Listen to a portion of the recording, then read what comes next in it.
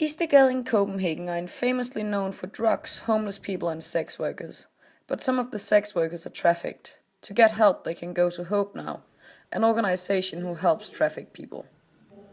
Many of the women we work with come from Nigeria. They've already been in Italy or Spain. They come to Denmark as part of under the instructions of a trafficking network.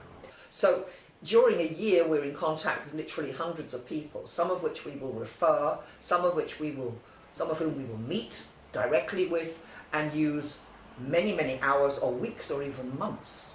So if we meet a woman, for example, who comes to me and she hasn't been arrested, so we've had quite a few of those cases this year.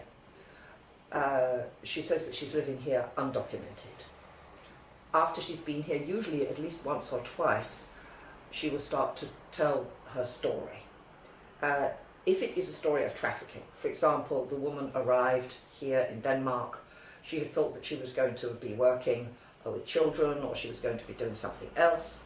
On arrival, she's taken by somebody who meets her at the airport to a flat where she's locked in. If she tells me her story and it has a trafficking structure to it, in other words, vulnerability, recruitment, transportation, manipulation, psychological and physical manipulation and force, and exploitation.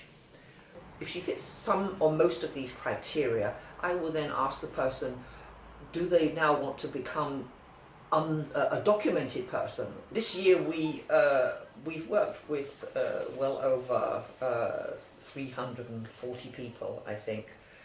Not all of them have we had long-term cases with, as I already said. Probably at least a half of them we've probably met one time or even given telephone rådgivning advice to.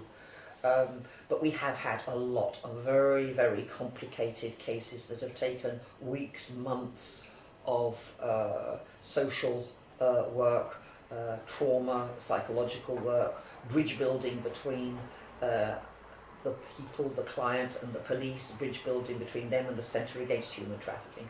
But one of the major challenges is that many people who are trafficked do not quickly cough up information about being trafficked, and particularly if they're in a situation where they've been arrested by the police, they're frightened, they're stressed, they don't know who to trust.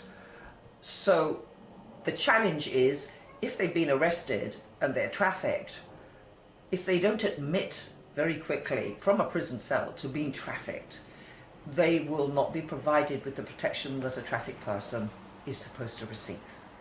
Michelle Mildwater estimates that around 1,000 people are trafficked through Denmark every year. HopeNow has been in contact with 340 persons during the last year.